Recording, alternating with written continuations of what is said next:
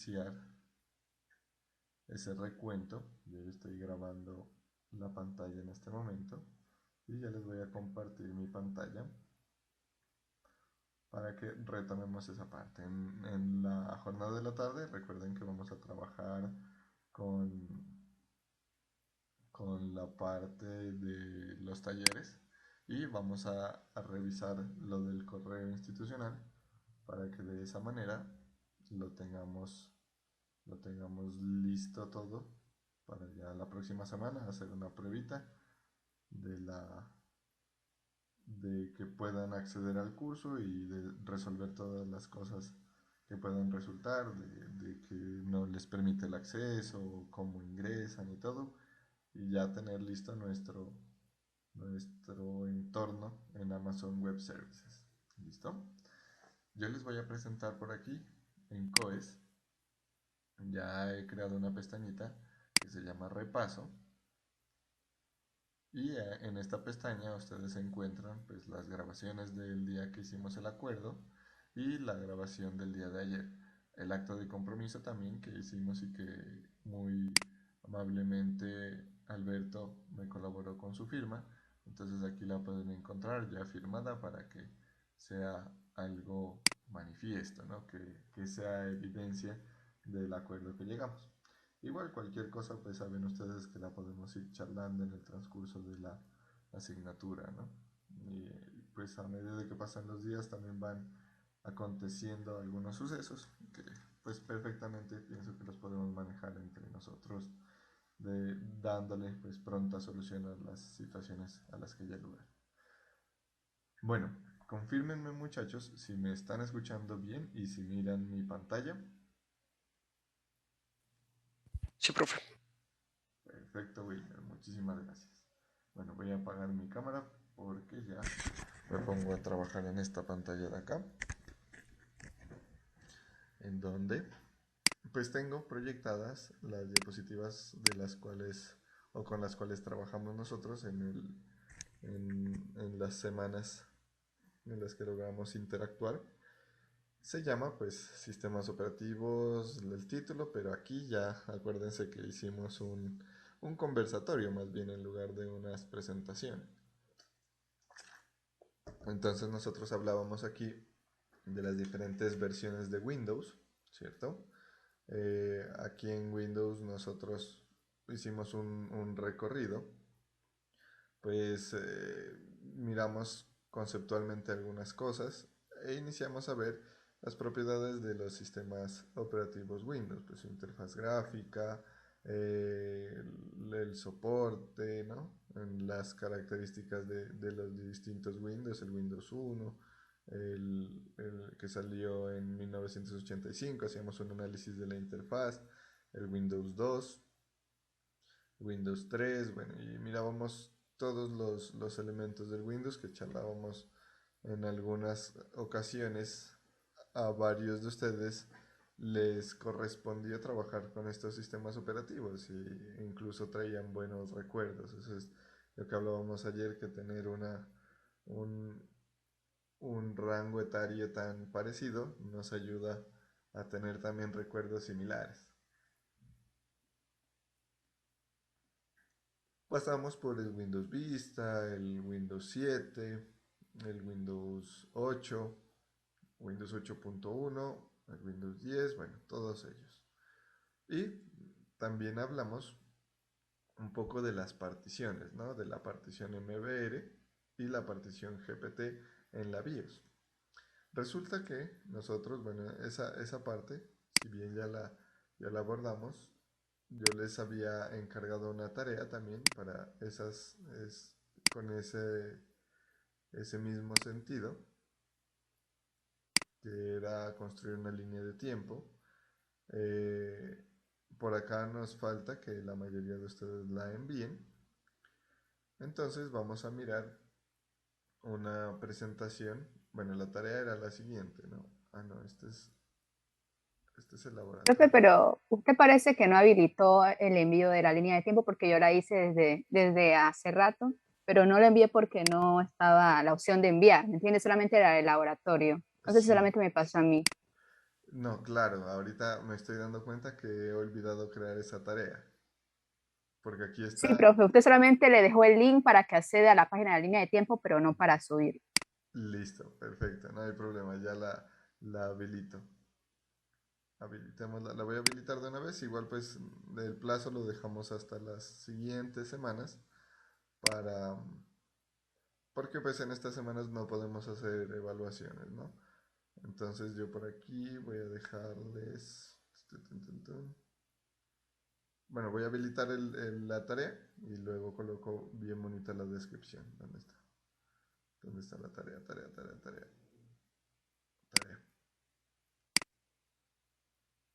La voy a colocar por aquí para no olvidarme. De tiempo.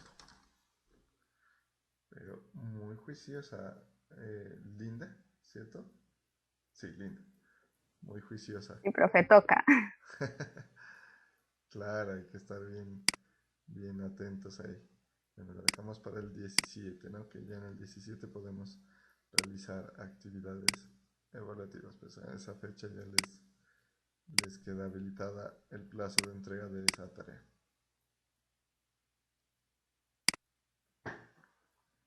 Bueno, igual la tarea ya yo se las describo, que era componer una línea de tiempo, ¿cierto?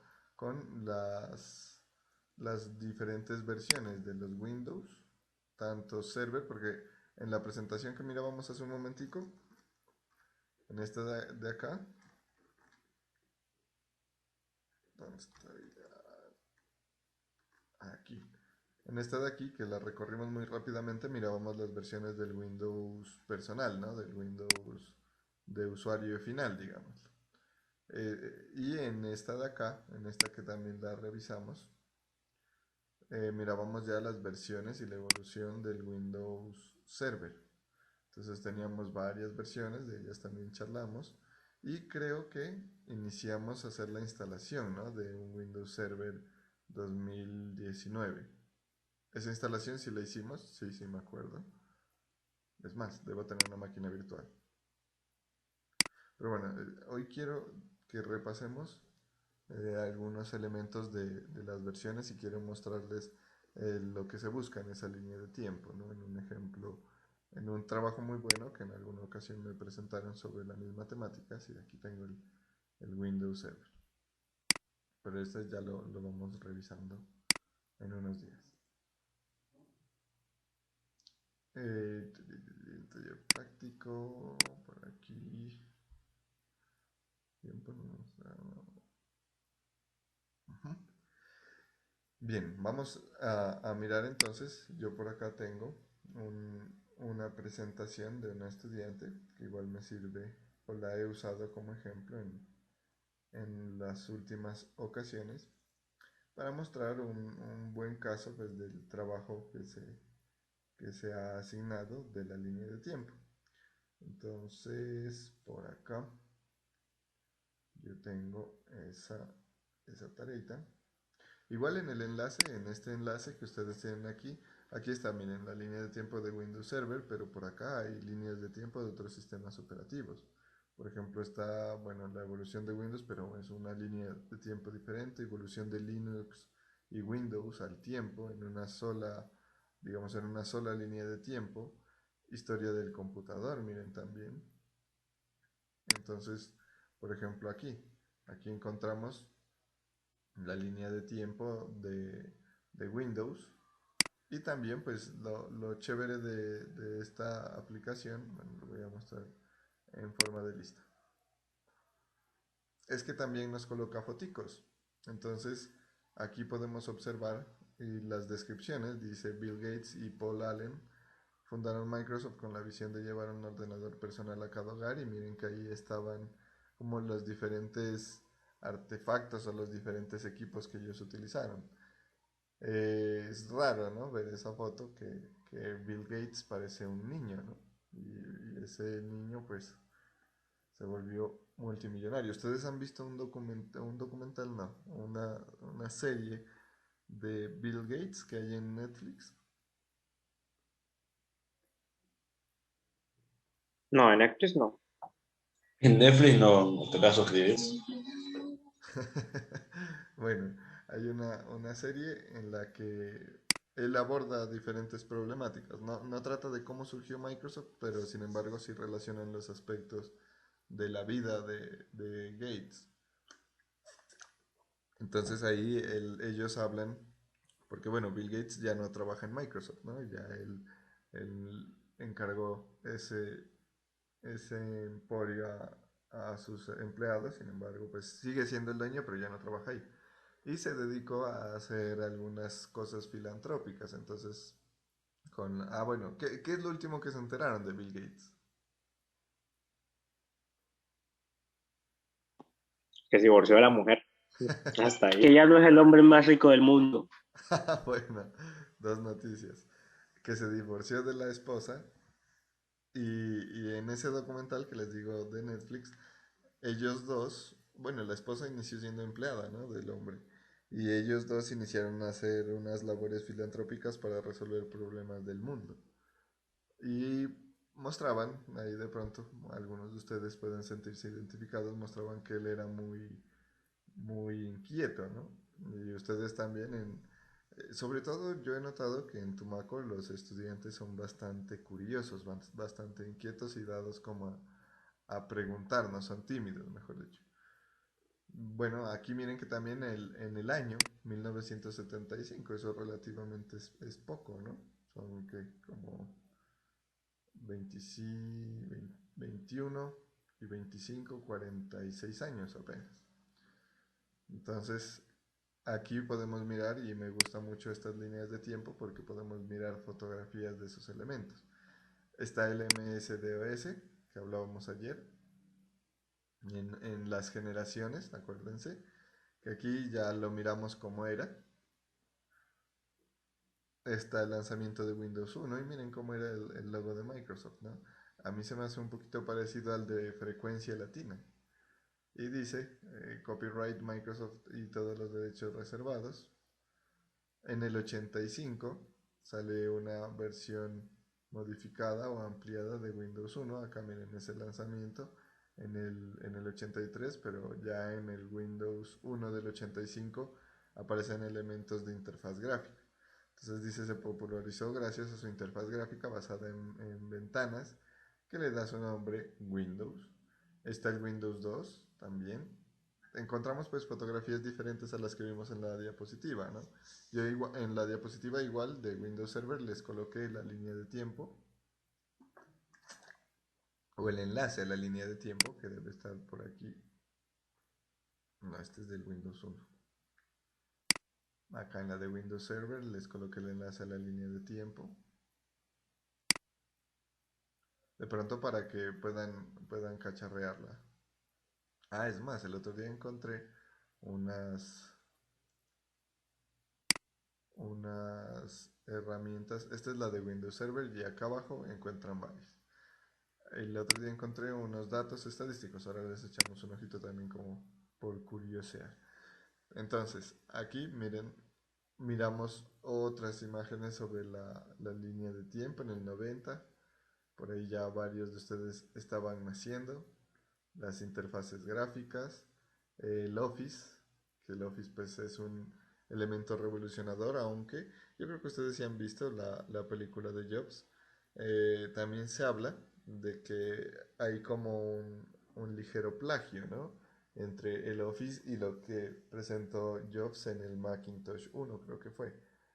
Que él inculcó o incluyó los tipos de fuente. ¿Se acuerdan? ¿Sí han visto esa parte?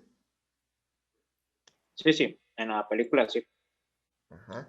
Él fue el que tuvo la idea de incluir los tipos de fuente en los editores de texto. Y luego ya el Office pues simplemente lo implementó. También hay una situación similar con el uso del puntero, ¿no? Del ratón. Windows NT en el 93. En el 94 el Office Professional. Miren que en esta línea de tiempo, además del sistema operativo, también relacionan software importante de Microsoft. Y miren cómo era el logo. Yo por ejemplo, no lo alcancé a usar. Pero miren cómo era la presentación gráfica del Office. Era toda ochentera y toda rara. Hasta los píxeles se miran un poco extraños. Luego vino el Windows 95, el Office 95 junto con Windows 95 y ahí tenemos, miren, Word, el Excel, el PowerPoint y Access. Y eso es interesante de ver, se miran muy extraños, ¿no? Muy raros, ese sí creo que ya lo tuve que usar. El NT 3.5 o 3.51 y Office 97. Y ahí otra vez la nostalgia de cuando nosotros instalábamos los programas en CD. Incluso yo recuerdo que tenía una colección de CDs con las diferentes versiones del Windows XP. Este se parece también un poquito al logo de ABG, ¿no? Apenas me doy cuenta que se parece un poquito al logo de ABG. Ah, bueno, y tienen PowerPoint, Word, Excel, Outlook y Access. Esa ha sido como la estructura o los elementos principales del Office. Windows 98, el cambio pues de la interfaz gráfica se fue dando muy suavemente, digamos que no es tan drástico. Microsoft Office 2000, Windows Millennium, Microsoft XP. De este Microsoft XP pues también aparecieron, perdón, Microsoft Office XP y también de Windows XP aparecieron varias versiones, luego Windows Vista en el 2007, de aquí pues ya, del 2001 en adelante todos hemos usado estos sistemas operativos. El Office 2007, que este fue bien bonito, aquí ya incorporaron los elementos de cinta. Ah, bueno, dice incluye nuevas aplicaciones y herramientas del lado servidor, de las cuales una sobresaliente es Grove. Pues aquí encontramos, ¿no? las diferentes descripciones. Apareció el Windows 7 y el Office 2010, que este revolucionó mucho a Office por el uso de la interfaz Metro, ¿no? Del Metro en o la cinta de opciones más bien. Aparece Office 365 en el 2011 y en el 2012 el Windows 8, que este fue el estallido y la conmoción porque se desapareció el botón de inicio. Y también incorporaban los conceptos minimalistas. Office 2013, Windows 8.1, la salida o la sacada de la piedrita del zapato del Windows 8, luego Windows 10, Office 2016 y Office 2019. De ahí para acá, pues esta línea de tiempo necesita actualizarse porque ya salió un nuevo Windows, ¿no? ¿Quién se ha percatado de esa nueva versión de Windows? ¿Y cómo se llama? Profe, pero Windows no sale X. en diciembre. ¿Cómo? ¿No sale en diciembre la nueva versión? Ya la lanzaron, el lanzamiento ya fue el oficial. Y sí, es el Windows. A ver, el Windows X. Yo tenía en mente. Nuevo. Sí, creo que es el Windows X. Windows 11. Sí, es 11. Yo también tenía en mente el Windows 11. El X creo que es. No, sí, es Windows 11. Sí, no, ya dudé. Es Windows 11, ¿cierto? Sí, el 11 es el que se estrena en diciembre. Ujú. Y el X, ese no lo he Se escuchado. hablaba una versión de un X antes. Ese no lo he escuchado, no lo había escuchado. Bueno, en este Windows X hubo algo bien importante y bien, a mí me parece bastante chévere, que es una integración con otros elementos de otro sistema operativo. ¿Se han fijado? ¿Alguien de ustedes lo ha visto?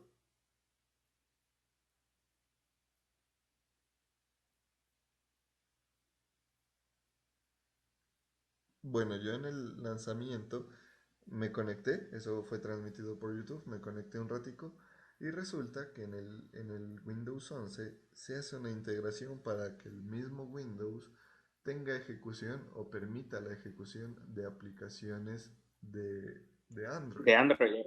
Ajá. Ajá, sí, sí, sí. Entonces, la consola también tiene, bueno, eso está desde el Windows 10, ¿no? Desde las últimas versiones de Windows 10, pero ya tiene una consola de Linux La integración con Android. Ya hay muchas ventajas y muchas cosas que integraron ahora que están muy chéveres, muy interesantes. Por acá hay otra línea de tiempo que es la que yo les dejé el enlace de los Windows Server. Esta es la que estábamos mirando, que es más como de la organización, y aquí hay una perspectiva entre el Windows y el Linux.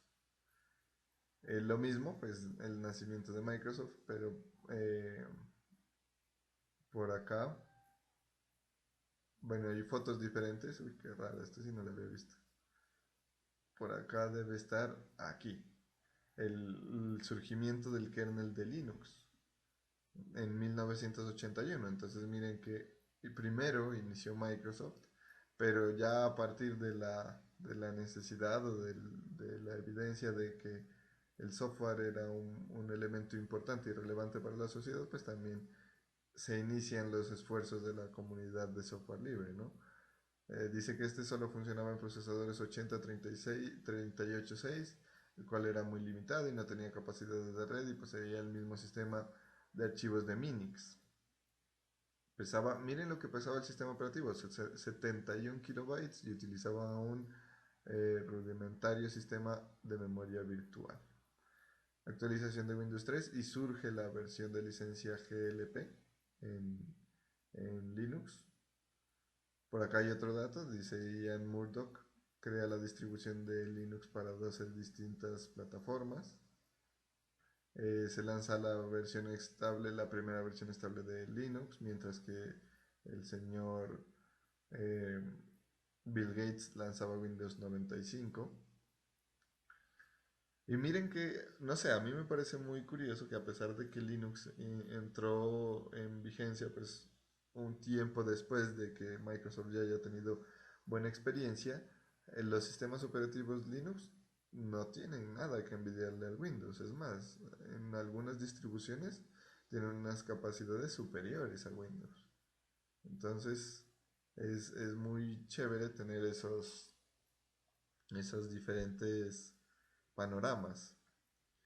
Eh, por acá es que había uno,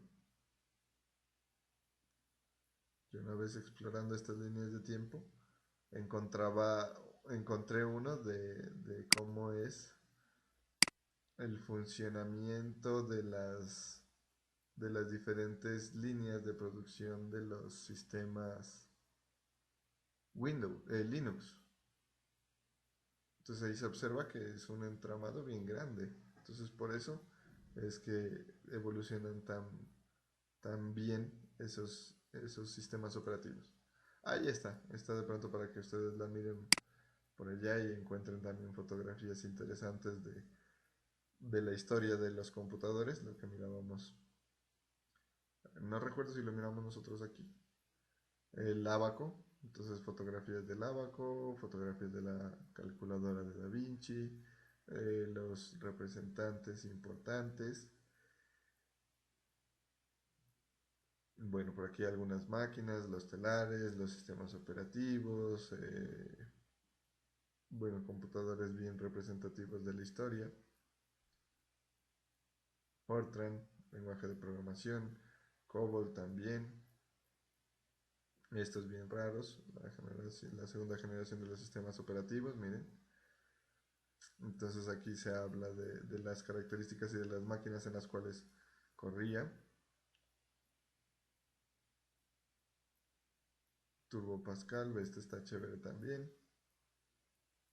Incluye varias cosas que ahí podemos ir mirando. Hay evolución de los sistemas operativos también, bueno, entre otras cosillas. Yo les quiero mostrar acá. Uy, esta se me ha quedado abierta de la clase anterior. Les quiero mostrar acá entonces esa presentación eh, como un ejemplo de un buen trabajo para integrar la línea de tiempo de Windows personal con el Windows Server. Entonces, este es un trabajo de una estudiante que se llama Alejandra, me olvidé el apellido. Entonces ella representa la línea de tiempo como en un camino en piedra y muestra las versiones de Windows resaltadas con azul, las de Windows personal y las de Windows Server resaltadas en naranja. Y van colocando cada uno de los años. Entonces uno puede iniciar un recorrido desde el primer Windows, mirando pues la imagen y la descripción. Ahí pues les mostré las líneas de tiempo como para que ustedes, si desean utilizar otras imagencitas, pues también puedan colocar unas fotografías ahí o relacionar otros conceptos. Por ejemplo, la aparición del Windows 1, en qué máquinas funcionaba, podría ir también ahí. Luego el Windows 2, y miren que se va haciendo como un recorrido por cada una de ellas. Vamos mirando cada una de las versiones del Windows con una pequeña descripción. La oportunidad, aquí está, Alejandra no ha sido Daniela Fernanda Garrido Rosero. El año pasado ella hizo este trabajo que a mí me parece muy bonito y muy buen ejemplo de una actividad bien desarrollada. Bueno, eso mirábamos nosotros en la parte de la historia de los Windows. Pero resulta también, se me bloqueó el computador. Ahí. Resulta también que nosotros iniciamos a mirar una parte de los comandos de Linux y unos comandos de Windows. Bueno, este no, este. De los sistemas operativos Linux, nosotros estudiamos, permítanme ordenar un poquito las cosas aquí. Nosotros estudiamos cómo fue apareciendo. Y miren que eso era algo que mirábamos hace un ratico, que el núcleo era de Minix. Entonces dice que se diseñó el sistema conocido como Multics, ¿cierto? Aparece Unix, libera en Minix y Linus Torvald crea Linux. Eso era lo que mirábamos también en la línea de tiempo de hace un momentico. En la historia, pues se mira que Linux en 1991 decidió desarrollar el sistema operativo, lo mirábamos también en la línea de tiempo, y se lanza en el 94. Y yo les decía hace un momento que en el 94, mientras mientras Bill Gates estaba con su Windows 95 un añito después, Linux apenas lanzaba el Linux 1. Por aquí pues se tenían conceptos bien importantes sobre las posturas del software libre, ¿no? Entonces, Linux es un sistema operativo libre y es una implementación de las especificaciones POSIX y es similar a Unix, pero escrito de otra manera. Lo que miramos acá me parecía muy importante de qué es, ¿no? De por qué el software es libre y habían unas cosas que cumplir o unas formas unos niveles de formalidad en la comunidad de software libre, que las mirábamos más abajita. Entonces, primero respondíamos a la pregunta de por qué Linux es libre. Y decía que Linux está bajo la licencia GPL, permitiendo de esa manera que cualquiera pueda hacer uso de los programas que están bajo su base, con el compromiso de no hacer que los programas sean cerrados ni comercializados. Es decir, que todo el mundo puede usar lo que necesite. Y estas son las libertades del software libre, que en esto nos detuvimos nosotros un poquito. Hablábamos de la libertad de ejecutar los programas como lo desee, con cualquier propósito. Esa es la libertad cero. Entonces ahí nosotros mirábamos que es algo que lo hacemos, que nosotros con mucha frecuencia lo hacemos y lo llevamos a cabo. Nosotros instalamos software libre, incluso en nuestro Windows instalamos software libre. En entornos web utilizamos software libre y en sistemas operativos pues también utilizamos software libre. La libertad 1 hacía referencia a estudiar el funcionamiento del programa y adaptar a sus necesidades. Dice, y esa es una nota muy importante, que el acceso al código fuente es un prerequisito para esto. Es decir, que nosotros podemos estudiar cómo fue construido, cómo está programado e incluso modificarlo, aunque ahorita pues en la libertad 1 dice pueden estudiarlo, ¿no? Se puede hacer una revisión de cómo está construido. ¿Alguien de ustedes ha visto alguno de los software libres y ha intentado comprender el código? ¿O lo ha abierto, digamos, accedido al código.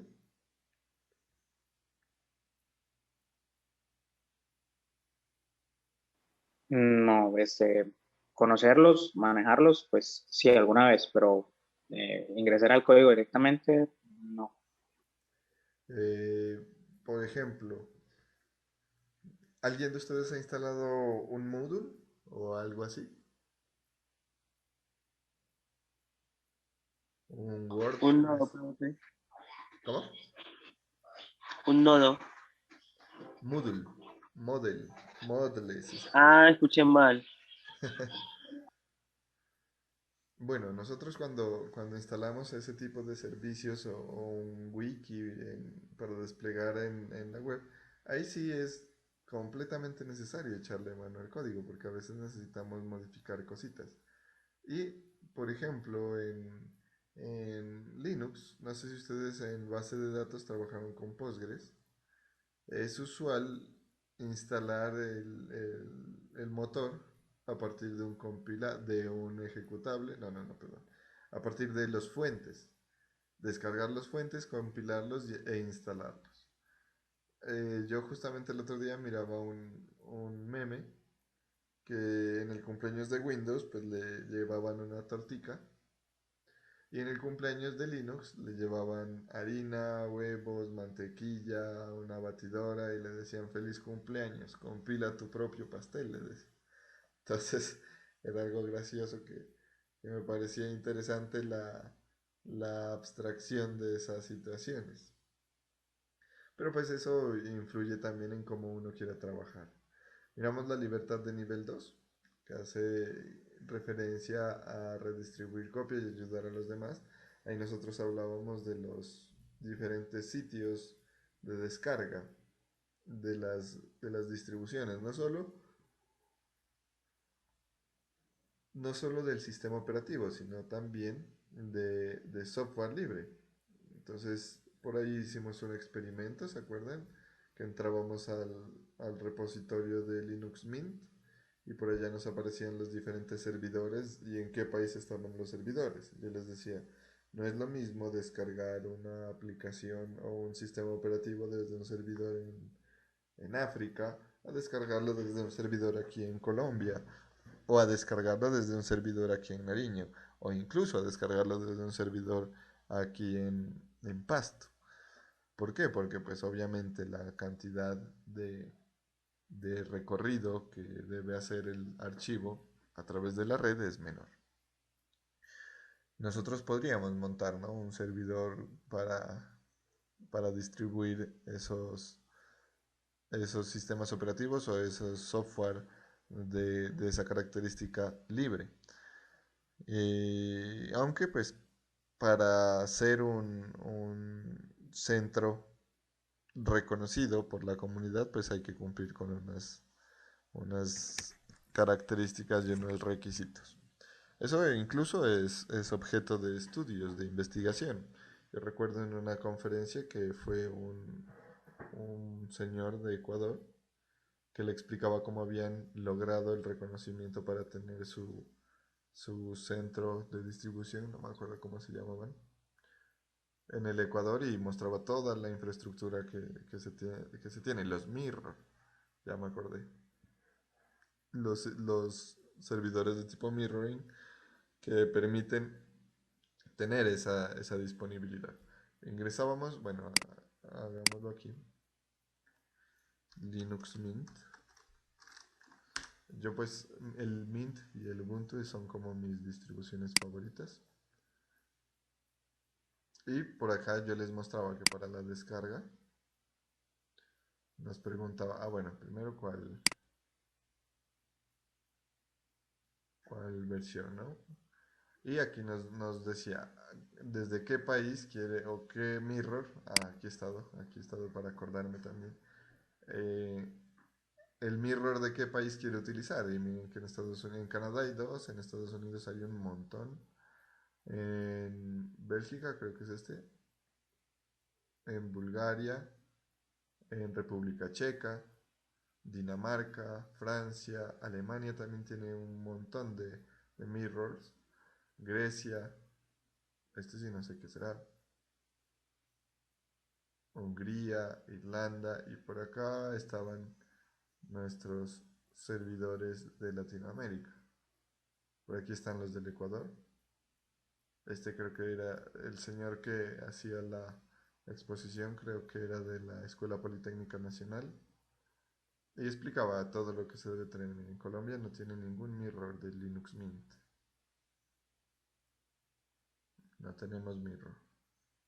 Tenemos por ejemplo el de Ubuntu. Y en todas las distribuciones existe. Existen varios mirrors. Tienen sus propios mirrors. Entonces miremos por ejemplo aquí para Ubuntu.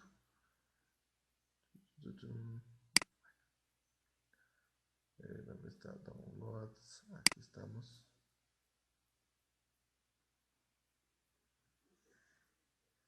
Bueno, miren que aquí ya nos dice Use the Ubuntu Terminal and run Linux application on Windows. Ya han tenido una herramienta para instalar en Windows. Mira. Vamos a mirar el Ubuntu Desktop. Por aquí debería preguntarme dónde es el mirror del que lo quiero descargar.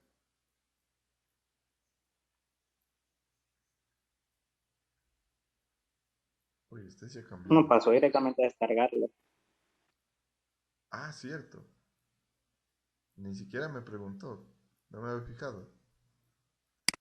Uy, detengámoslo porque no lo quiero ahorita.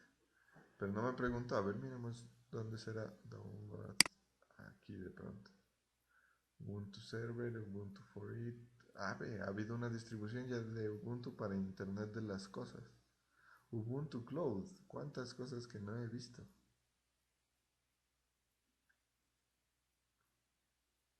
A ver, miremos. Ubuntu Mirrorings. Mirrors.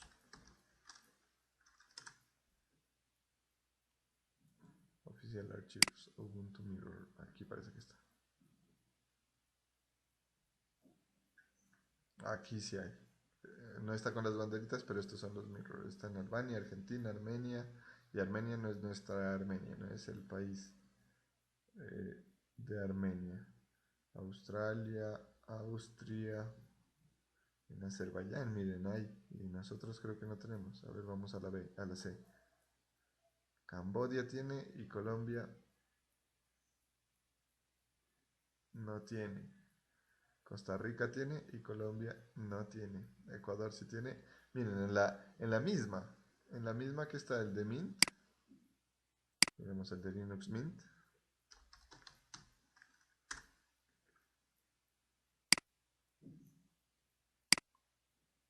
Por aquí estaba.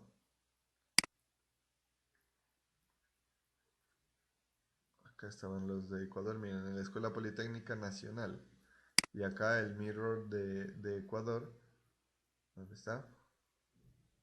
En la Escuela Superior Politécnica del Litoral. No, ha sido otra. Y aquí está la dirección para ir al mirror. Entonces uno se va aquí.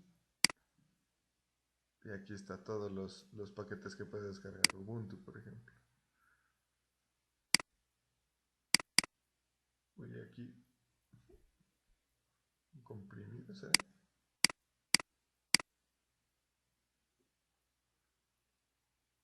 Bueno, ahí podemos encontrar esos diferentes lugares de descarga. Eso hace referencia a esta libertad, miren, a la libertad 2, redistribuir copias para ayudar a los demás. La libertad 3, que ya es la de la última, es la libertad de mejorar el programa y publicar las mejoras de modo que toda la comunidad se beneficie. El acceso al código fuente es prerequisito, pues lo mirábamos nosotros hace un momento. Bueno, no todo el mundo puede o tiene como el gusto para modificar un sistema operativo, ¿no? Y de igual manera, esas modificaciones no es que uno llegue y le cambie Linux Mint versión Jorge Rivera y ya es publicado y la gente puede descargar el Linux Mint versión Jorge Rivera. Eso pasa por un proceso de evaluación. Y esa es una de las dificultades del software libre, porque al ser libre, no hay quien administre, digamos. se necesitaría una persona de tiempo completo para realizar esas anotaciones. Pero si es de tiempo completo, pues habría como que pagarle esa responsabilidad. Y al pagarle, pues ya dejaría como de cubrir la filosofía del software libre. Por acá hablamos también de las licencias. Entonces teníamos la licencia GNU-GLP, la licencia AGPL, la licencia BSD, la Apache, que es una de las más utilizadas, y la Creative Commons. Entonces, en cada una de ellas, pues hay sus restricciones y un elemento muy importante es la atribución del autor o el tipo de o del tipo de licencia. Es decir, si debemos dar crédito a los autores originales. En este caso, en todas, excepto en la BSD, se debe dar crédito a los autores del software. En las otras, a todos hay que darles crédito. Bueno, en la descripción, para el caso de la GNU-GPL dice que es libre, abierta y gratuita. Para el AGPL también libre, abierta y gratuita. Para BSD dice libre, abierta, permisiva, gratuita, con cláusula de advertencia. La Apache libre, abierta, gratuita, con copyright y disclaimer. Es decir, hay que respetar los derechos de copia y los derechos de autor y no hay que o sea, los dueños no se responsabilizan por posibles daños o por posibles afecciones. Y el Creative Commons, libre, gratuita, no es abierta y hay que respetar la propiedad intelectual. Bueno, mira, vamos cómo podemos identificar los discos duros y los particionamientos, así como teníamos los tipos de particionamientos que mirábamos ayer. Entonces aquí tendríamos el disco y el particionamiento, donde está, y el tipo de tecnología. Por ejemplo, para un disco primario en IDE se lo identifica con DEF HDA y en SATA con DEF SDA. Un disco secundario en DEF HDB, miren que cambia la létrica, ¿no? El subíndice, el sufijo. Por aquí lo voy a resaltar. Este es el A para la principal y este es el A para la principal, para el disco, la partición primaria o el disco maestro. El segundo o un disco secundario es la B. Y también se conservan las iniciales, ¿no? Para IDE, HD, hard disk, y para SATA, SD. En el tercero, pues ya viene el nivel C, también HD, y en el SATA, SD.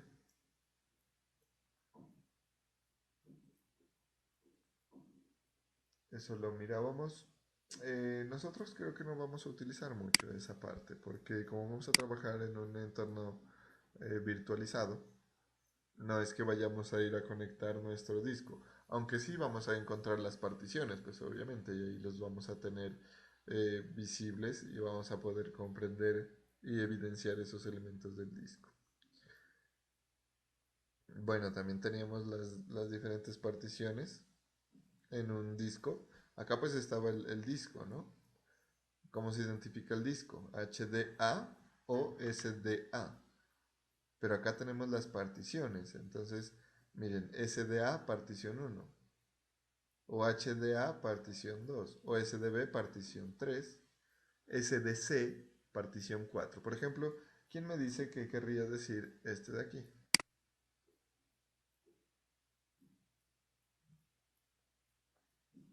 Es la partición cuarta de un disco SATA.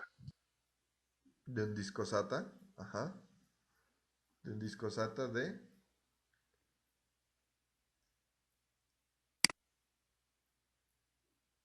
De un tercer disco. de un cuarto disco. Ah, no, sí, de un tercer disco. La cuarta partición de un tercer disco. SATA, con tecnología SATA. Miren que las siglas nos va dando mucha información a nosotros. Por ejemplo, bueno, y estas particiones son primarias o extendidas, ¿no? Las de acá son lógicas. Este de acá, por ejemplo, miren, aquí nosotros ya iniciamos a darnos cuenta de algo. ¿Cómo podemos diferenciar que estos de acá o estas particiones son primarias o extendidas, y estas de acá son lógicas, por el rango del cual van los subíndices. Miren que acá nos dice que va del 1 al 4, la numeración para las primarias y extendidas, es decir, podríamos tener hasta 4 particiones primarias o 4 particiones extendidas y 5 o más de 5, perdón, y varias particiones lógicas, pero su subíndice va del 5 en adelante. Entonces, por ejemplo, este de aquí, ahora ya podemos interpretar con mayor nivel de detalle ese nombre. Entonces diríamos, tenemos una partición lógica, ¿cierto? En un disco primario. Espérenme, ya les quito ese. Tenemos una partición lógica en un disco primario. ¿Por qué primario? Porque así dice, primer disco es A. Entonces aquí está, este de acá era A. En un disco primario, una partición lógica, y la tecnología del disco es de tipo IDE. Miren acá, HD. Entonces eso nos da mucha información. Un solo nombrecito nos da mucha información para que nosotros conozcamos la estructura de nuestro sistema.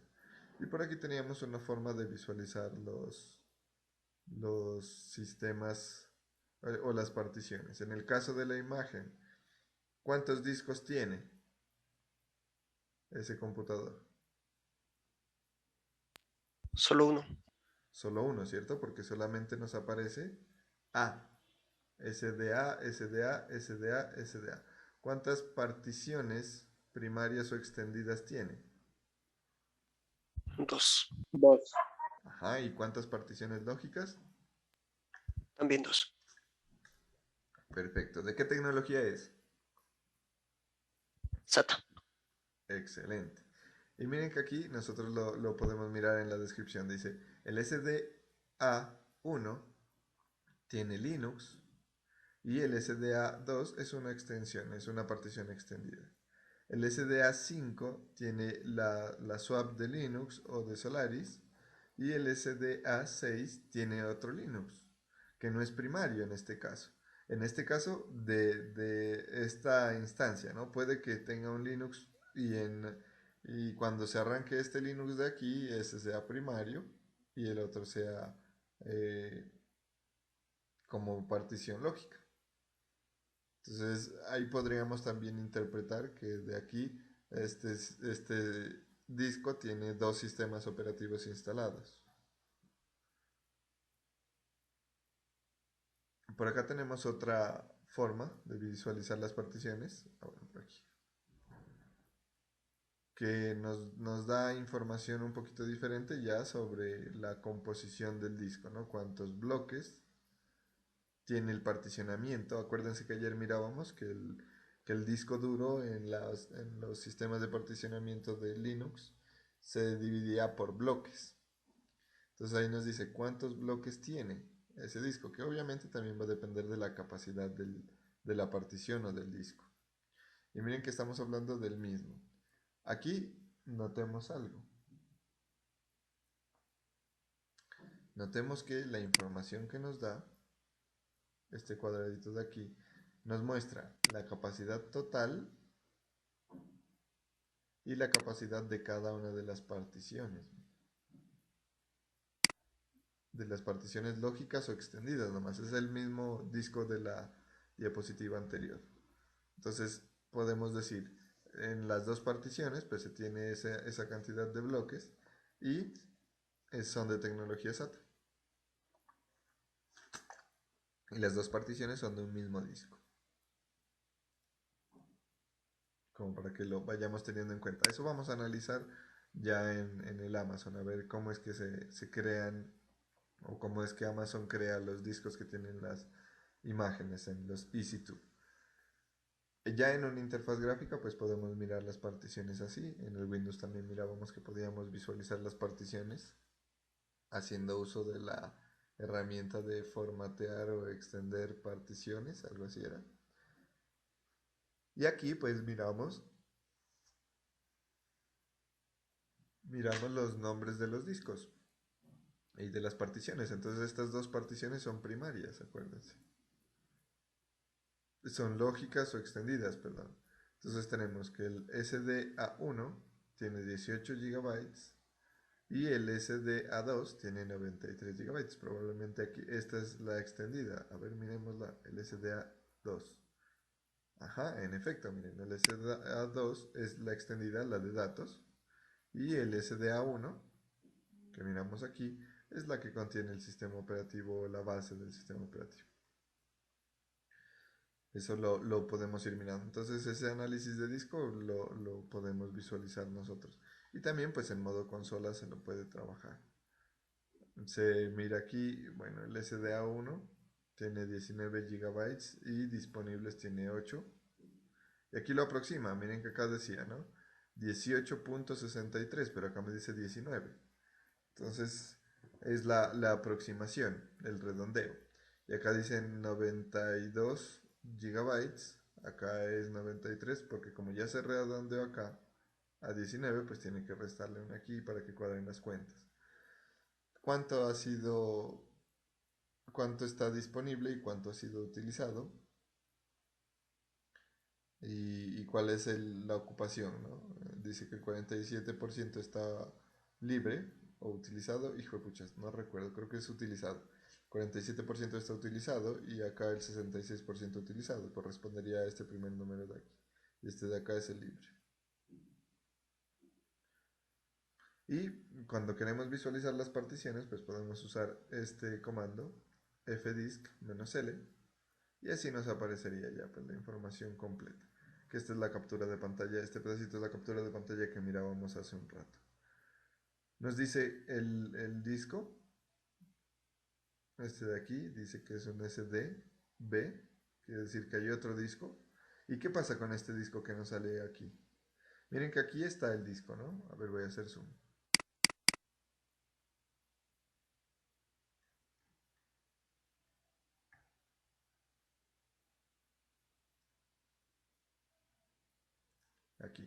Aquí miramos que hay un dispositivo que dice SDB1 que tiene un Linux y es de 465 GB. Pero por acá, en este de acá, ya nos aparece esta lista más amplia. ¿Qué pasa con esos dos discos? Bueno, primero, ¿no? Antes de decir qué pasa con esos dos discos. Pues notamos que nos muestra información de todos los discos conectados. Este es el sector de información de este primero y este es el sector de información de este otro. Pero sí hay una diferencia, ¿no? Entre esos dos. Porque este de acá solamente tiene una linecita aquí y este tiene varias. Tiene 4. ¿No tiene particiones? Solamente está instalado el sistema operativo y no está particionado. Ahí está todo. Entonces por eso nos aparece solamente un disco pues con una sola partición, mientras que este sí tiene dos lógicas o extendidas y decíamos dos particiones secundarias, ¿no? Listo. Creo que en la clase no hicimos como ese hincapié, ¿no? Estas cositas. Sí, vio el repaso. Profe, disculpe. Sí. Pues un hincapié ahí en esa parte de las particiones. Lo que pasa es que yo en lo particular no estoy bien familiarizado con las particiones, ¿sí? No he dicho que no lo he hecho, sí, pero no las tengo bien claras cómo se hacen. Por eso ni siquiera me atrevo a hacerlas. Ya. Cuando usted dice extendidas y lógicas, ¿cómo uno las puede interpretar ahí? Bueno, lo que mirábamos aquí más o menos, ¿no? Yo hacía una breve reflexión de este de aquí. Cuando son las particiones, las lógicas, usualmente es donde nosotros almacenamos el sistema operativo. Es como decir, cuando nosotros hacemos nuestro Windows, dejamos en el disco C todo lo que tiene que ver con el sistema operativo y los programas, y la extendida es donde guardamos los datos. Es una partición de datos, ¿sí? En mi caso, mi computador vino con las 1000 gigas de almacenamiento, la trajo solo en disco local C y me tocó particionarlo para así tener por separado pues el sistema operativo del computador en el disco local C y pues en la otra partición manejar lo que son archivos, música, video. Ajá. Y pues me tocó aprender pues, porque al manejarlo así pues muy difícil, manejarlo así todo en el disco local C. Sí, es que eso tiene como unas implicaciones prácticas, ya hablamos de eso. Entonces, mira que cuando nosotros aquí tenemos esta descripción del disco, tenemos el SDA1 y el SDA2. Que el SDA1 de una vez nos dice aquí hay un Linux. Este es el sistema operativo. Y el SDA2 dice esta es una partición extendida. Que usualmente las extendidas se las crea para almacenar datos. ¿Con qué propósito? Resulta que nosotros cuando particionamos un disco, los discos, bueno, hay varios propósitos, ¿no? Pero los discos tienden al desgaste, sea como sea, tienden al desgaste. Cuando está particionado un disco, si el desgaste se produce, digámoslo aquí, si el desgaste se produce en este de acá y ya es tanto que la partición se daña, o ya no es, se dañan los archivos, mejor dicho, los archivos que me permiten interpretar la partición. Recuerden que este particionamiento tiene una estructura, ¿no? Por aquí hay unos sectores para los registros, otros sectores, bueno, para cada cosa, y justo se dañó el que me permite a mí interpretar la partición. Entonces esta partición ya no me sirve. ¿Qué tengo que hacer? Como se quemaron unos sectores, yo tendría que formatear la partición y perder los datos de ahí. Claro que se pueden hacer algunos procesos adicionales, ¿no? Hablábamos antes del paro, hablábamos de Hirens Boot y de algunas otras herramientas, el Norton Ghost, bueno, diferentes cosas. Pero por X o por Y razón, yo no pude acceder aquí. Entonces, si yo tengo particionado el disco, mis datos y lo que dice el compañero, yo tuve que particionarlo ¿para qué? Para tener en un lado solamente los archivos de música, películas, videos, bueno, todo. Entonces, si perdí esta partición, como tiene otra estructura, ¿cierto? Otras unidades, otros archivos que me describen la partición, sigue normal. Se la puede conectar a otro equipo y se va a reconocer esa partición sin problema, bueno, dependiendo de las características. Pero cuando se usan esas cajitas, por ejemplo, de que un disco de portátil funcione como externo, pues ahí esa partición sí sería reconocida. Ese es uno de los propósitos del particionamiento, ¿no? Que en caso de daño no se pierda todo. Si no lo tuviéramos particionado, si digamos que como está ese disco B, si todo estuviera así, se daña el sector que tiene la información del disco, este sectorcito, y se nos va el disco. Ahí ya nos toca hacer procesos de recuperación de archivos con diferentes herramientas. Esa es una. O sea, así como dijo el compañero, me pasó también. Momento, Tranquilo, no te preocupes. acá el muchacho queriendo hablar. Bueno, también venía así, venía todo sin particionar, como dice el compañero. Vamos a agarrar el muchacho. Venía sin particionar y para desafortunio míos, no sé si fue un programa que descargué, me pegó el computador y tocó formatear, se perdió todo. Fue puchas. Las dos particiones. Sí, o sea, en otras palabras, no venía particionado, venía solamente en disco C y no venía más ninguna otra partición, nada más. Todo, venía todo junto. Sí. Sí, profe, ahora por lo general están viniendo así. ¿Verdad? Sin particionarlo, maluco eso. Yo también buscaba y cuando colocaba la memoria es que salía disque unidad pero era la memoria Bueno. externa. Sí, igual ese es algo que podemos nosotros resolverlo sin necesidad de formatear. Ahorita les muestro. Otra de las razones por las cuales nosotros particionamos es justamente para facilitar los procesos de mantenimiento de los computadores. Por ejemplo, si nosotros estamos acostumbrados a hacer un formateo, qué sé yo, semestral o una vez al año, entonces nos sale más dispendioso tener todo en un disco porque nos toca, como vamos a formatear el disco, nos tocaría pasar todos nuestros archivos a un disco de respaldo y luego sí formatearlo. Mientras que si lo tenemos particionado, pues formateamos solamente el disco del sistema operativo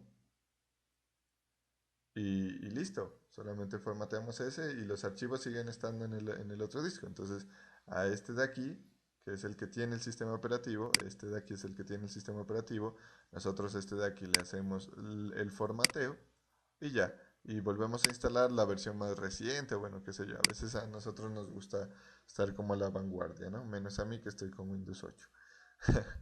Entonces instalamos la versión más reciente y los archivos siguen estando bien, siguen estando ahí. No es tan traumático el proceso de formateo. Profe, acá en el computador tengo, pues, ya está particionado, ¿no? Pero aún así se siguen guardando en la partición C. En la partición D la mantengo vacía. ¿Cómo puedo hacer ahí para que mis datos se muevan hacia la partición D? Ya, eso puede deberse a varias razones, ¿no? De pronto tú usas los directorios de mis documentos, ¿no? Cuando uno entra aquí al equipo, cuando uno entra aquí, usualmente uno lo que hace es utilizar estos directorios de mis documentos. Y aquí va ordenando todas sus cosas. Entonces, Eso sí, así es. eso. Entonces aquí nosotros tenemos unas propiedades de destino de donde está ubicada esa carpeta. No me acuerdo en dónde se las cambia, pero mira que aquí dice ubicación de la carpeta en C users Jorge. Por acá creo que tenemos opciones avanzadas para cambiar la ubicación de la carpeta. Sí se puede hacer, no me acuerdo cómo, pero sí se puede hacer. Ahí en ubicación creo que es, profe. Sí se le puede cambiar la ruta de Sí, destino. Ahí está. eso. Entonces aquí nosotros le decimos cambiar la carpeta y seleccionamos pues la dirección que queramos y le decimos mover y ya la colocamos en el disco que necesitamos. Entonces ahí lo podrías configurar y ya se te guarda todo ya. Ah, bueno, sí, porque imagínese, particionado y no está ocupando la partición. Qué chiste. Sí, pues eso también depende de cómo uno organiza, ¿no? Yo, por ejemplo, los archivos no dejo como la ubicación por defecto de los programas, porque los programas casi siempre envían a mis documentos, sino que yo hago mis propias carpetas y voy guardando ahí. Ok, profe. Profe, la partición mínima, ¿cuánto es? O toca uno mirar como le conviene más. Creo que depende el propósito. Si es la extendida, perdón, si es la lógica, el mínimo depende del sistema operativo. La extendida sí creo que es lo que uno quiera. Pero, a ver, miremos. Crear y formatear. La mínima sí creo que es lo que uno quiera. Bueno, excepto los 8 bits o los 16 bits de los datos, ¿no? De los datos de la partición. A ver, yo por acá tengo... Ah, puchas, no tengo la forma de probar.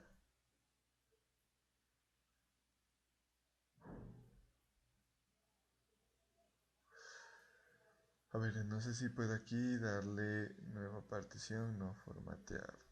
No, es que no tengo ninguna partición disponible.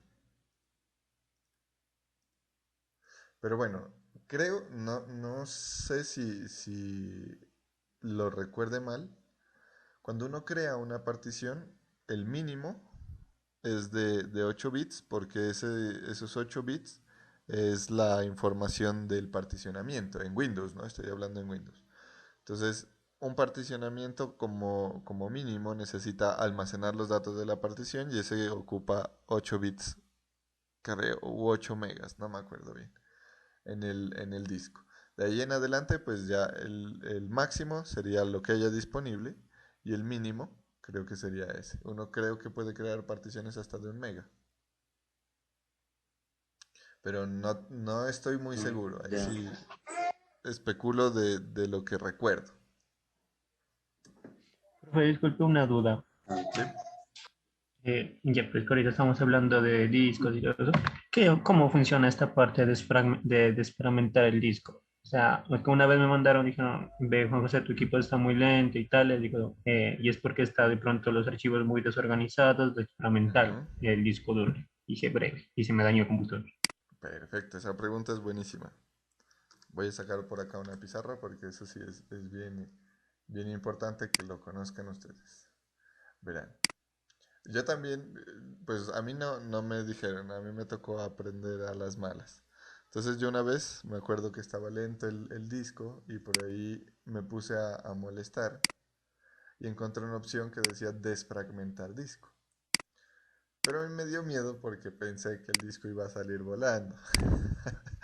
Entonces no lo utilicé y luego ya descubrí, leyendo, ya entendí por qué era. Resulta, este lo estamos mirando ahí, esta barrita es nuestro disco duro. Entonces pasa lo siguiente, voy a hacerla más bonita. Pasa lo siguiente.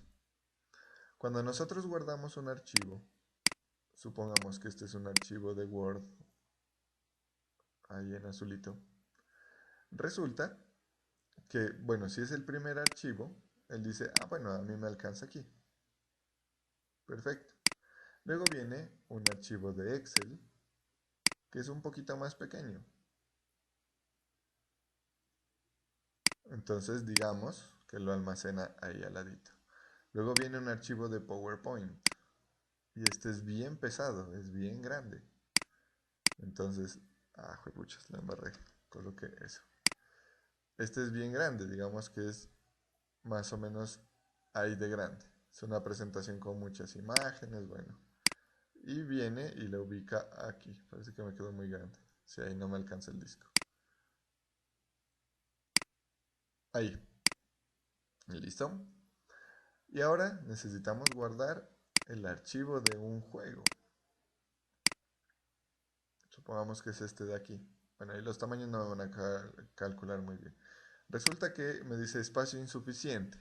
Borre archivos. Entonces este Excel a mí ya no me sirvió.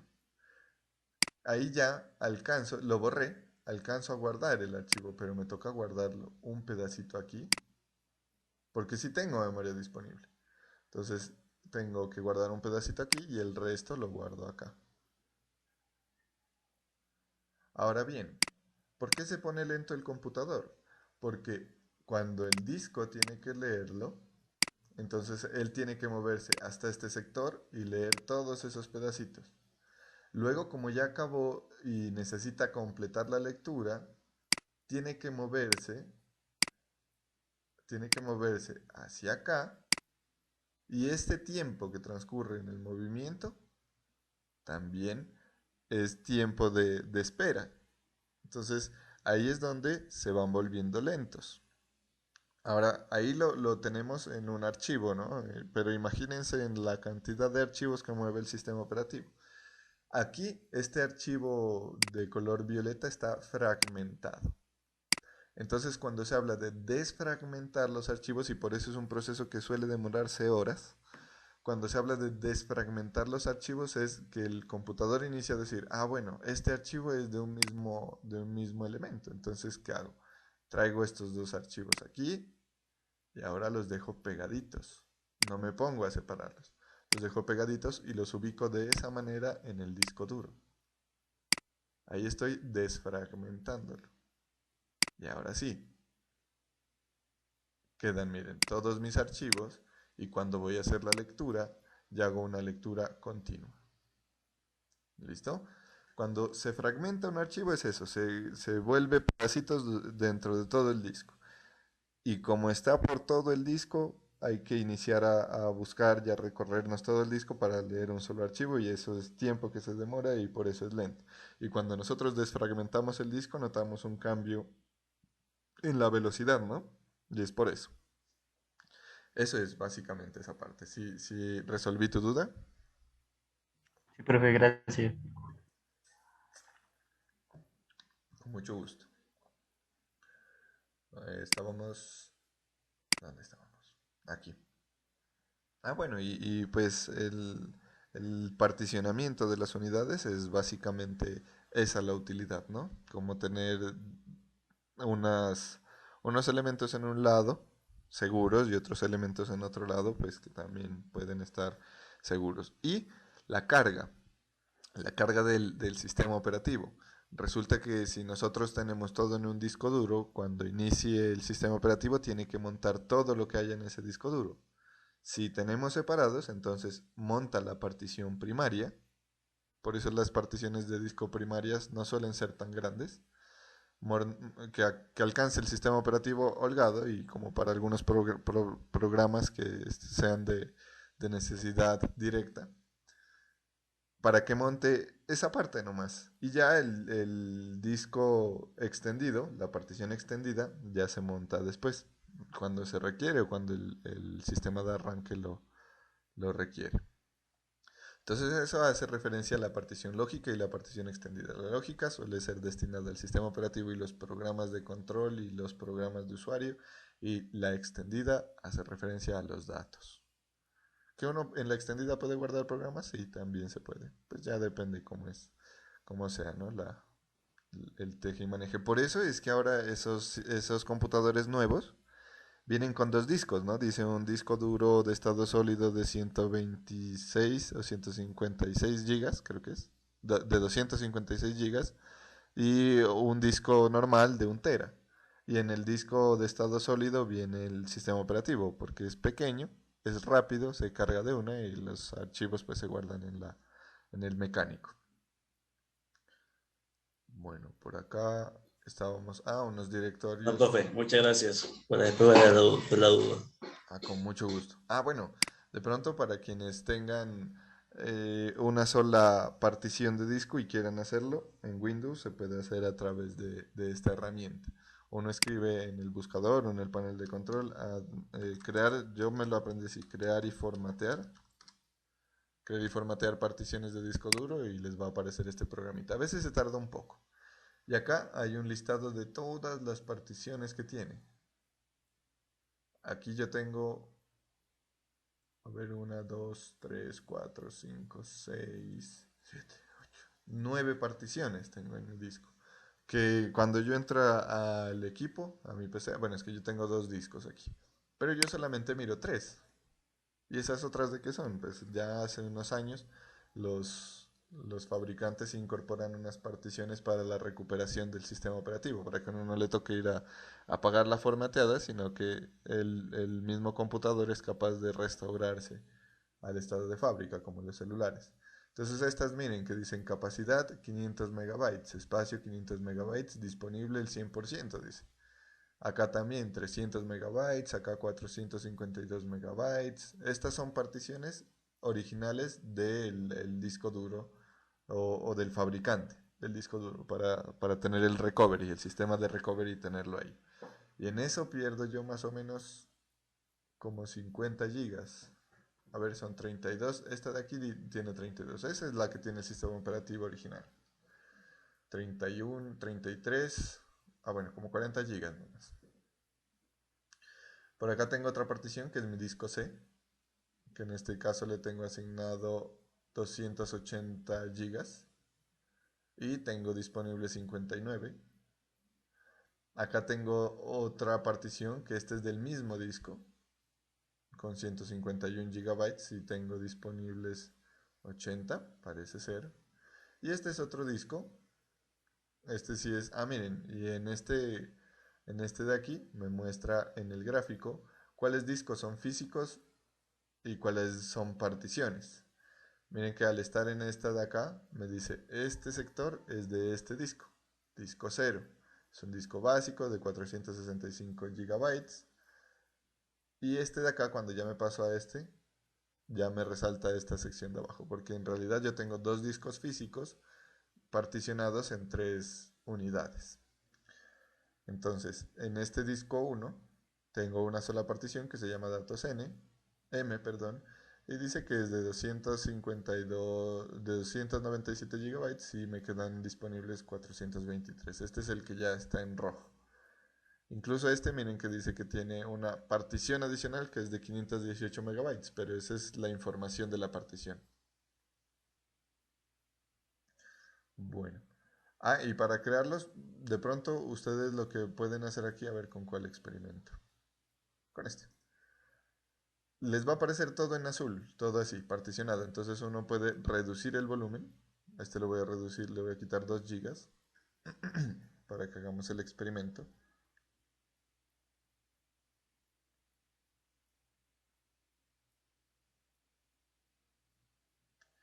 Y me dice el máximo que yo puedo reducir. Miren.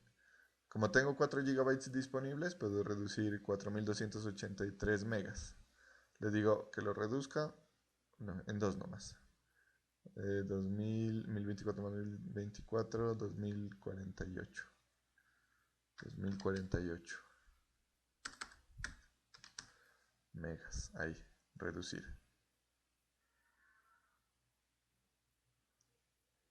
Él inicia a hacer el particionamiento. Eso en Windows. No es necesario formatear el computador para hacer el particionamiento, pero igual uno también podría hacer el particionamiento con un Live CD de Windows.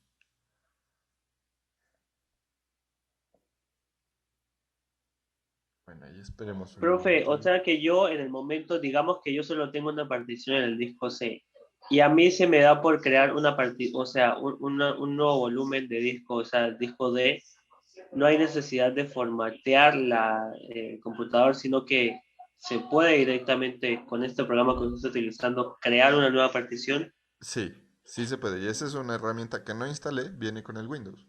Esa viene instalada con el Windows. Uno puede crear una partición así. Así como lo estamos creando ahorita. Ahí se está tardando un poquito porque ese disco lo tengo bien lleno. Y parece que está bien fragmentado también.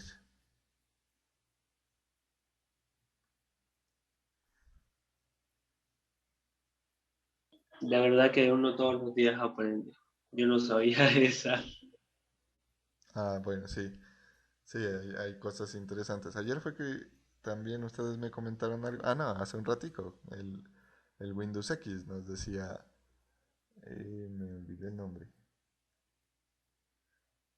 Soy bien malo para los nombres. Nos decía Wilmer, el Windows X. Miren, ahí ya.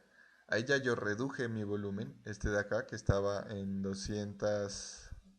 Bueno, en su capacidad completa le dije, no, a ese quítele 2 gigas. Y acá también se va a reflejar eso. Miren que ahí dice 4.22 gigas disponibles, pero refresco y ahora me dice 2.22 gigas disponibles.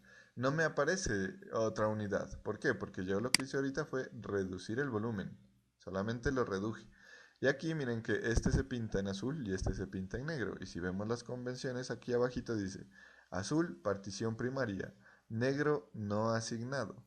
Entonces, este espacio está desperdiciado ahí. Está perdido. Entonces, ¿qué puedo hacer? Le digo clic derecho, nuevo volumen simple. Ah, bueno, y acuérdense que en Windows podemos tener hasta 4 particiones lógicas, ¿no? Entonces le digo aquí nuevo volumen simple y miren, ahí me dice, el espacio máximo del disco es hasta 248 gigabytes, que es las 2 gigas, y el espacio mínimo, ah bueno, sí estaba más o menos cerca de la realidad de lo que me preguntaba, no recuerdo el nombre. Bueno, estaba más o menos cerca de esa realidad. El espacio mínimo me dice 8 megabytes. Yo lo dije en bytes, pero no me acordaba bien si era la unidad de medida bytes o megabytes. Entonces el espacio mínimo de la partición es de 8 megabytes, que es donde se almacena la información del particionamiento. Y el máximo pues es la cantidad que yo tenga disponible. Entonces si yo lo bajo aquí, bueno, digamos de 5, él no me habilita el botón siguiente. Si le digo 9, ahí ya. Si le digo 8, también me deja. Pero menos de 8 ya no me deja porque esos 8 bytes se van en la información de la partición. Entonces yo puedo hacer una de 100 megas, por ejemplo. Ahí. Me pregunta la letra que quiero ponerle al disco, la que yo necesite, y el nombre. Bueno, la E, y listo. Me pregunta el nombre que yo le quiero poner, el tipo de particionamiento, etcétera, etcétera. Bueno, yo este proceso lo voy a detener aquí, no lo voy a continuar porque necesito que mi disco siga del tamaño que estaba, sino peor. Bueno, y si ustedes de pronto al entrar a su disco tienen este caso, que se dan cuenta que hay un espacio que sí está asignado, sí está particionado y otro que no, y quieren que todo sea uno solo, pues aquí en Windows se ubican en la partición de aquí y le dicen clic derecho, extender volumen, y ya les va a cargar pues la cantidad disponible de memoria. Entonces ahí yo le voy a devolver la capacidad que tenía inicialmente. Ahí ya quedó. ¿Listo? Bueno, ¿tienen algunas preguntas adicionales de esta parte? Profe, me salió una inquietud un poco.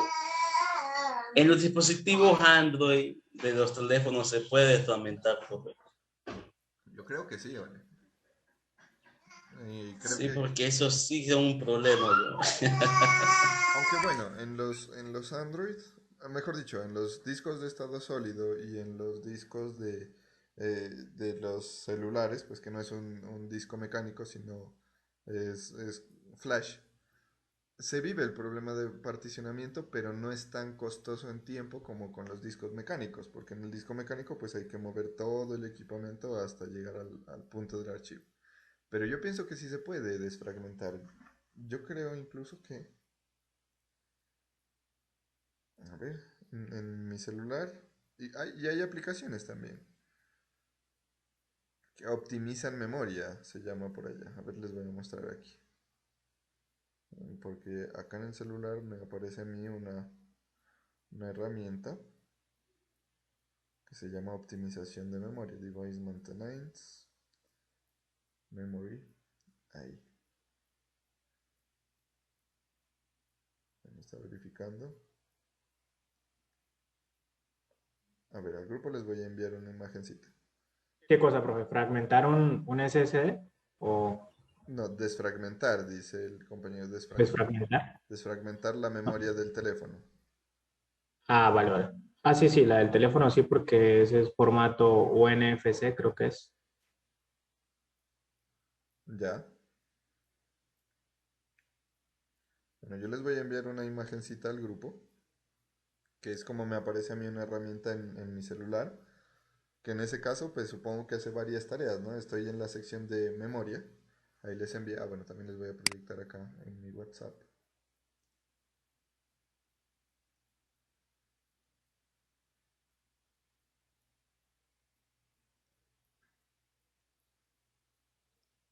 Ahí está, miren.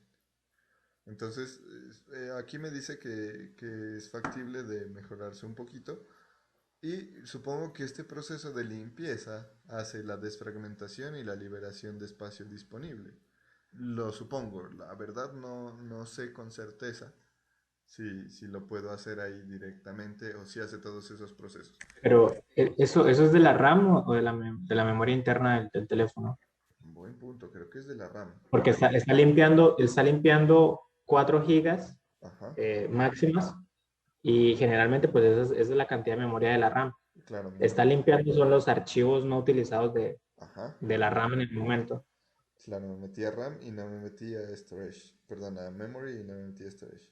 Ah, miren, bueno, en mi caso, ya les comparto la imagencita.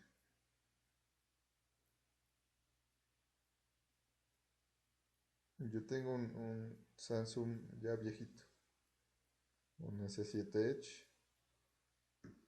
que tiene pues algunas cositas, pero ya el tiempo lo va dejando obsoleto. Esto es lo que me aparece ya en storage, y no me aparece ninguna herramienta como de limpieza.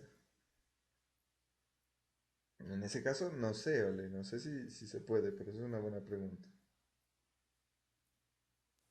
Profe, pues en algunos Samsung lo que permite la limpieza es borrar la caché de todas las aplicaciones. Ya, pero esa es una buena pregunta para ver si el problema de fragmentación, pienso yo, no les hablo con una revisión de literatura o desde un referente, pero pienso yo que el problema de fragmentación sigue produciéndose. La desfragmentación sí no sabría cómo se la puede implementar aquí o no sé si se implemente. Creo que sí. Imagínese, profe, si a cada momento está que un programa, que otro programa, que elimine, que borre, que ponga y descargue cosas. Tiene que estar defragmentado, me imagino. Defragmentado todo. Sí, muy probablemente sí.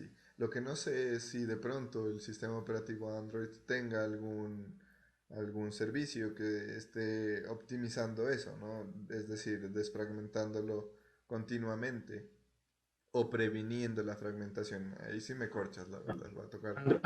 Android sí tiene un formato de limpieza para las secciones, que viene siendo todo lo que son las aplicaciones, videos, imágenes. Yo creo que más de uno ha visto eso en el celular, que es para limpiar espacio en esas Liberar aplicaciones. espacio. Ujú.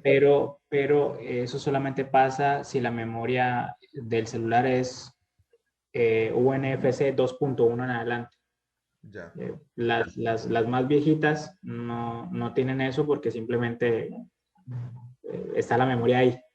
No se le implementó el sistema, pero el del 2.1 en adelante sí, Ah, mira. sí tienen ese servicio. Mira, ese es un buen dato. La próxima vez ya sé cómo responder a ese tipo de preguntas. Eso no lo conocía, pero muchas gracias. No, pues hay buenos que hay compañeros que están bien informados. Bueno, profesor. Listo. Sí, es que como todos vamos cacharreando, ¿no? A veces nos ponemos a cacharrear con una cosa o con otra cosa y vamos aprendiendo. Y pues ese era como el recuento que teníamos pensado para hoy. Miren que ya prácticamente hicimos el recuento de todo. En la próxima semana ya miro qué elementos hacemos. Como ya hoy en la tarde vamos a cuadrar todo para el Amazon Amazon Web Services, de pronto ya hagamos un recuento de los comandos en la próxima semana. Entonces, pues muchachos, por ahorita dejemos hasta aquí y nos encontraríamos en la tarde, ¿listo? Vale, Listo, profe. Muchas gracias. Gracias. Buen día. Vale, con mucho gusto. En la tarde ¿La profe? lo que vamos a hacer. Bueno, profe, hasta luego. Buen día. Bien. Bueno, ahora les aviso lo que vamos a hacer. Nos vemos en la tarde, profe. Chao muchachos, que estén bien.